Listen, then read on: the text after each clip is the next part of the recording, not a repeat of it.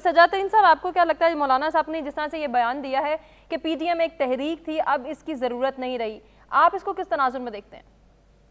देखिए, मैं आपको पहले अर्ज करूं कि ऐसी कोई घबराने वाली बात नहीं है। मौलाना कहीं नहीं जा रहे और मौलाना पीडीएम में रहेंगे और पीडीएम भी रहेगा।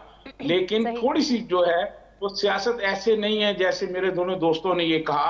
हम्म। माजी में ज़ियाउल हक जैसे जालम और जाबर आदमी के खिलाफ, जिसकी जुल्मत की दास्तानें नहीं कहीं मिलती, उस जालम आदमी के खिलाफ एमआरडीए की इत्तेहाद बना था। हम्म। एमआरडी में पीपल्स पार्टी भी थी, एएनपीपी थे और मौलाना फजल रहमान भी थे, उसमें नवाब नसरुल्लाह खान भी थे। सही। लेकिन जब 88 में इलेक्शन का मौका आया तो वो बिखर गया इत्तेहाद, वो इलेक्शन इत्तेहाद नहीं बन सका।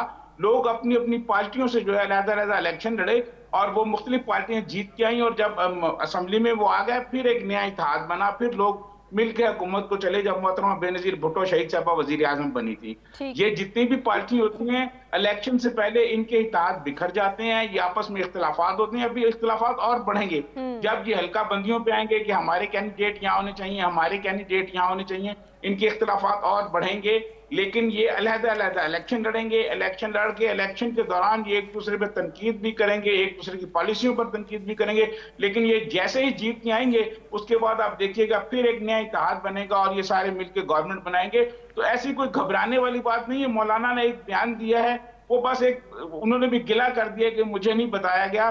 वो मौलाना को एतमाद में ले लिया गया है, अगर जरूरत पड़ी तो मियां साहब भी ले लेंगे।